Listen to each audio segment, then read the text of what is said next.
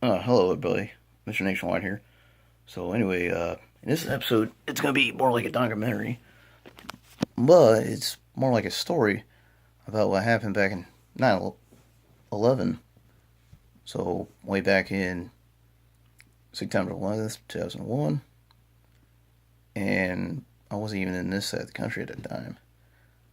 So back then, I was 13 years old in the seventh grade.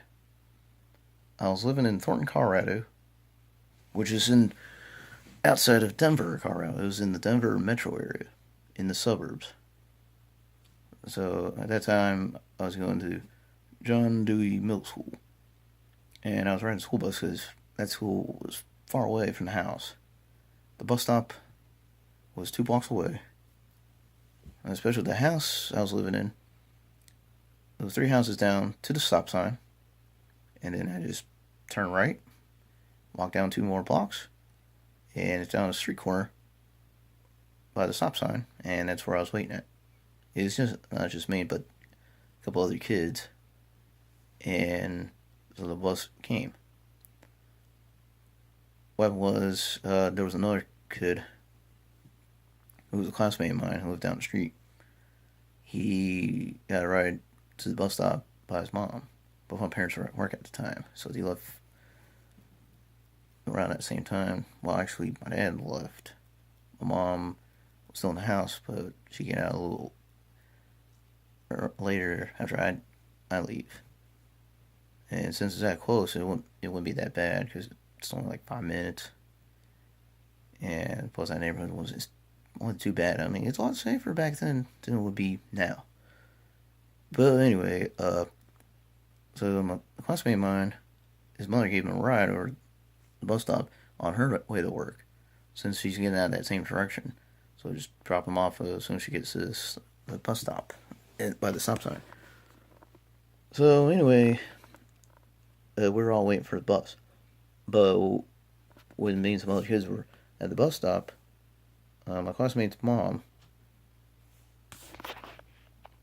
just hold on. I'm back. Yeah, there's just a phone call and just got interrupted. Okay, so anyway, I found out from my classmate's mom who gave a ride to my classmate, and it was on the radio. It was on the way over there, and I said, "Yo, you guys gotta hear this." And then we were saying what? And that's when we were hearing about the World Trade Center collapsing. So this was like around 8:30 Eastern Standard Time in New York City, Manhattan, and we're over in Thornton, Colorado, and this was around 6:30 Mountain Standard Time. We were waiting for the damn bus. Well, no, actually, it didn't happen, but I got up around that time. But this happened right around 7:55 Mountain Standard Time. Yeah, I didn't want to confuse anybody because, you know, I was looking at different time zones, of course. Mountain Standard Time would be like in the middle of America, and then Eastern Standard Time is just on the eastern side of America. Anyway, getting back to it, so usually the bus arrives around 7:55 at the time. So anyway, the bus arrived almost 10 minutes late. But when we're waiting for the bus, we're hearing on the radio about the World Trade Center collapse, about when the plane hit the two towers. As soon, of course, then when the plane hit the two towers, that's when the plane exploded and it blew up the buildings, and it was collapsing. All that big cloud of dust and fire, and everybody nearby was just running like hell. It's the most scariest thing that ever happened. I mean, this is shit you've seen in a scary movie, but this happened in real life. I mean, it was a nightmare. Yeah, especially if you're in, Manhattan at the time. Especially if it happened like 2 or 3 miles from there. That's still scary. Or if you're living in Pennsylvania, New Jersey, oh man, you probably would have saw that smoke for miles. So the bus driver arrived at the bus stop, hopped in, and the buses at that time had a AM/FM radio, so he had the radio on, and we're just listening to the story, how it really happened, and how long it did. So they're saying something about, a flight between New York and Boston got hijacked by the hijackers. And we're wondering how they sneak past security and how they got a hold of the airplane. So then, of course, the hijackers killed the pilot, the co-pilot, the captain, and they got to the front of the plane and somehow killed everybody. And it was scary. But I'm thinking, if there was more passengers than those terrorists, they would have gone on like a mob of wild animals and come after the damn hijackers. And would have found at least land somewhere to freaking have them arrested. But then it's all too late, and then next thing you know, they're already sent to bounds. And then when I got to school that day, I mean, we almost canceled school. And almost every classroom had that live on the radio and on the TV, on the news. And, half the school was worried about their family being on that plane. There was some that had some family on that plane in that same flight. And then we heard what happened over in the World Trade Center. And then another one over in Pennsylvania, in a small town, a plane crashing. And of course, that week, it just gave us nightmares. Yeah, so it was possibly the worst day in school for me at that time, hearing about the terrorist attacks. And since at that time, when I was 13, I'm thinking, well, when I grow up, I'm not going to ride an airplane to anywhere, because you can't trust anybody in airplanes anymore, or airports, that anybody could sneak through security. And then they have these crazy security measures in the airplane now, thinking that everyone's a terrorist when it's just regular people flying the airplane. So that's why I like to maybe do road trips or maybe ride a train. Because even if somebody was trying to hijack a train and I was in the compartment sleeping and I woke up, especially if there's some chaos going on, I could at least go through the emergency exit and jump out the train. I'll still be in the ground. I'll be trampled. But at least I won't be found dead inside of a freaking blown up building.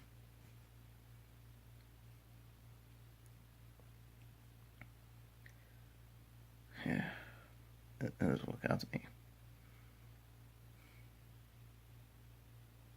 Yeah, I prayed each and every night that no evil try to bring me down, especially something like that, the terrorist attack.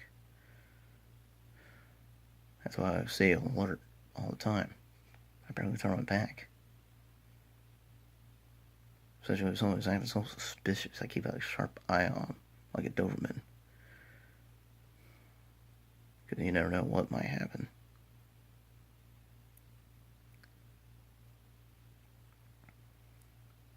And then, so anyway, back in the next day, September 12th of the senior year of 2001, I was kind of scared about some things going on in school.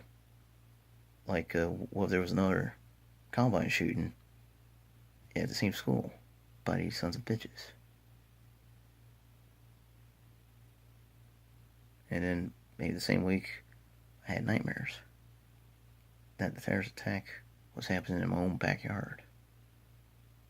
That maybe both my parents got killed. And what was I going to do? Of course, I had to wake up because I don't want to find out what's really going to happen right after that. And I woke up screaming. And I was crying. After I was done crying, I was really, really angry and pissed off, just kicking and screaming. I didn't destroy anything because I had self-control. And I didn't want to get in trouble with both my parents. Of course, I had to talk with my dad about what was really going on. He was telling me you can't trust anybody no more. And then people who are, say, your friends don't cross you. You'll be lucky enough to meet good people who be on your side. You be thankful. And that's it. But especially where at airports, my dad told me to be on the lookout for suspicious activity. That if I see something out of place or suspicious, let him know. And maybe he'd take care of it himself. And maybe we have airport security involved.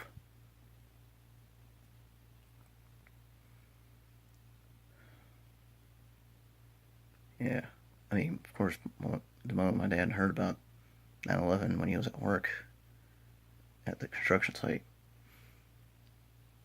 I had a little tear in my eye. He was all worked up. It's kind of hard to keep focused at a job when 9/11 stuff is going on. I didn't have any family or friends who were on that flight. But then I'm thinking, what if I did? How would I really turn up? My family at that time, my dad's side of the family, were living in Pennsylvania and New Jersey. Of course, we call them up to see, anything unusual was happening around that same week. And they're okay. Thank God they're okay.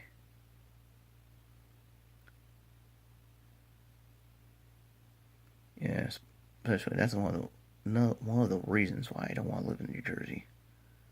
Because, I mean, it's really that close to New York by an hour or 2 hours away that you can see that shit for miles.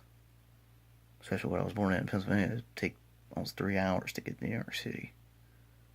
Maybe a little bit longer with the traffic jams going on, especially going through the Holland Tunnel. And my parents would tell me the first time I went to New York City was when I was a baby. So looking around, my dad had been in New York more than I have. And he even got there with my uncle to go see the New York Yankees play. Which, was a good experience, he said, watching the Yankees play. Yeah, the New York Yankees is my favorite team. It was on both sides of the family, too. And then the second time going to New York was back in 1999. I was almost 11 years old. But, I thought it was really nice and neat to be able to go to the largest city of America. This is back when I liked cities at the time. Right now, I don't even like cities anymore. I like small towns. And usually, big cities I go to is usually Raleigh. It's not as big as New York. But I feel a lot safer in Raleigh, state capital, the capital of North Carolina, the second largest city, than I would feel in New York. Or any of these other crazy, corrupt cities.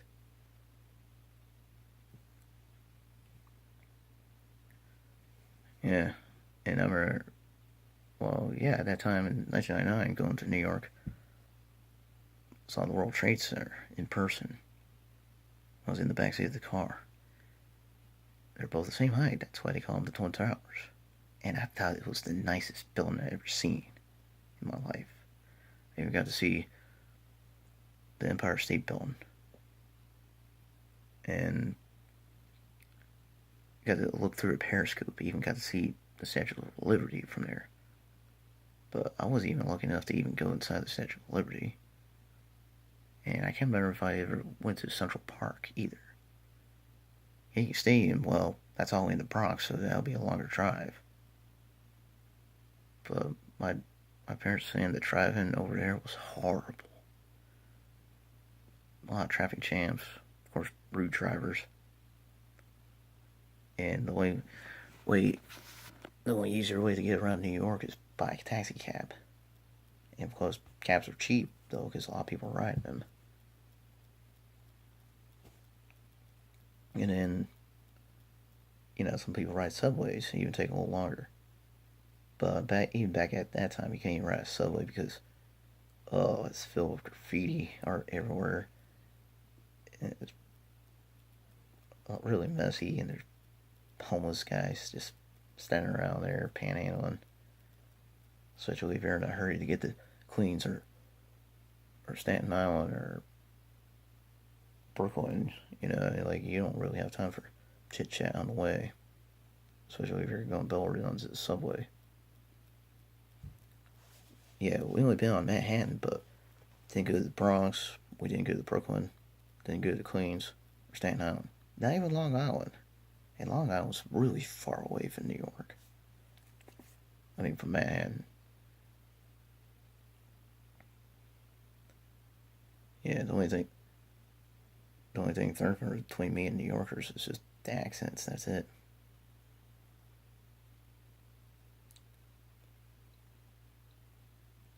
Yeah, so, well, it's going to be a really very, very long time before I can even go to New York City once again.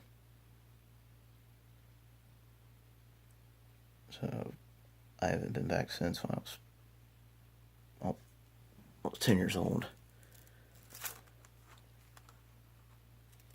Yeah, because, well, at the time I was staying over in Pennsylvania on vacation, just my uncle's wedding, so it was like a few days before that. That's when I went to New York just to look around.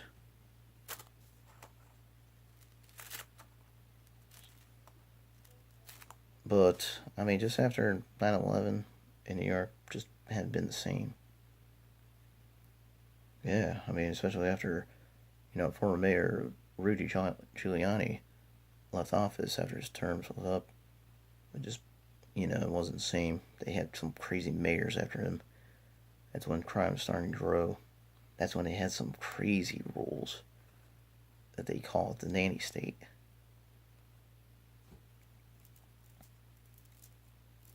And, of course, there's a lot of people from there who moved out of New York, the cities.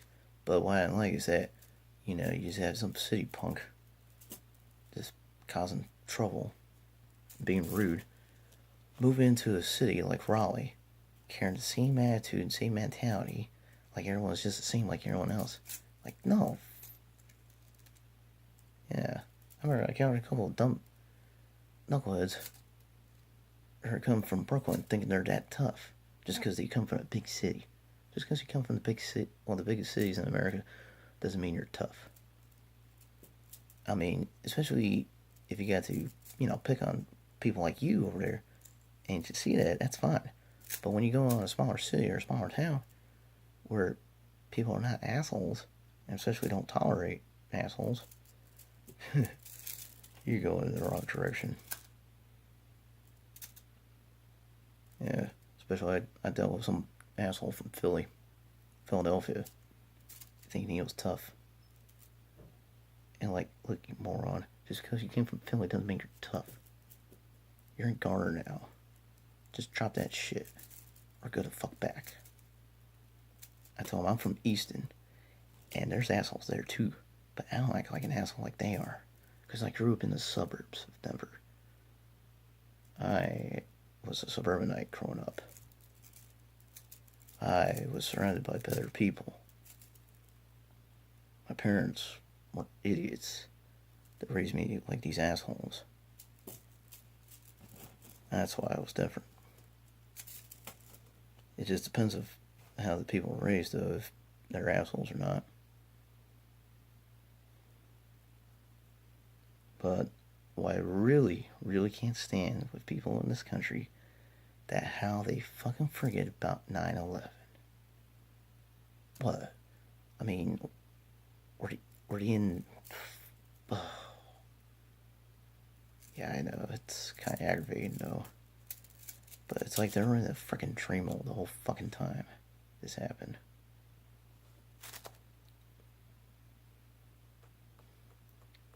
I know, it's just been crazy.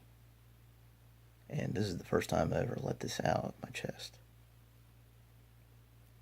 of how I felt about 9/11. Of course, there's a couple Facebook posts that asks, where were you, or what were you doing back when 9/11 happened? And I said, just waiting for the school bus. And I was in Colorado at the time.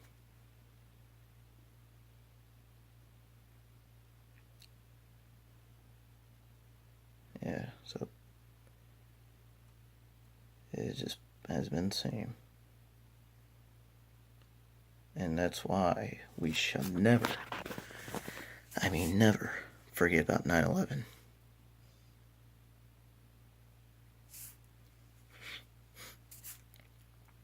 It's the most emotional time in American history.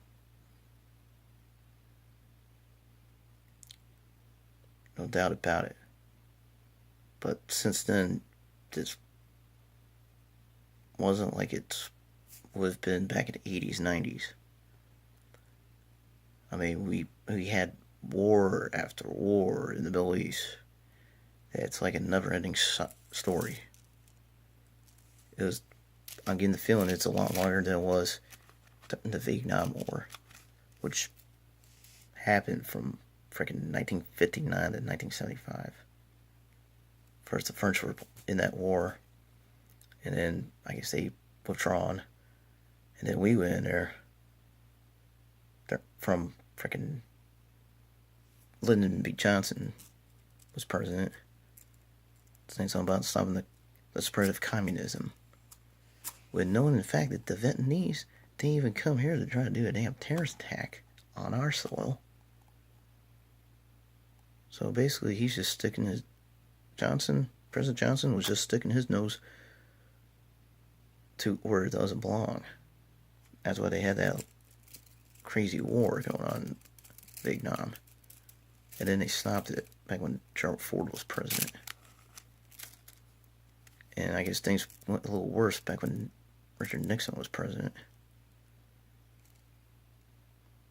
Yeah, of course there was traitors during the war. So it almost sounds just like that. What's even the worst thing to happen in 9/11 was the shit that happened in Benghazi. We had four Americans over there stranded. They needed help.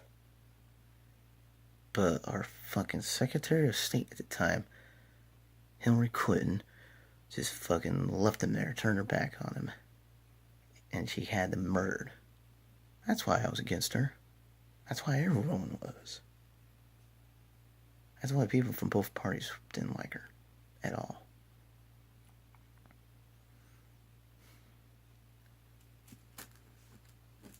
I mean, it's fucking ridiculous. If they would have had the help they needed, they would have came back home alive.